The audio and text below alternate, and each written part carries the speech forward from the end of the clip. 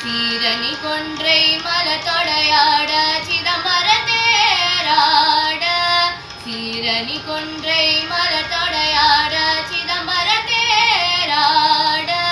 பேரணி வேதியத்தில்லை 3000 பேர் கலம் பூஜித்துக் கொண்டு நின்றாட பேரணி வேதியத்தில்லை 3000 பேர் கலம் பூஜித்துக் கொண்டு நின்றாட காரணி காளி எதிர்த்து நின்றாட கனக சபை தனிலே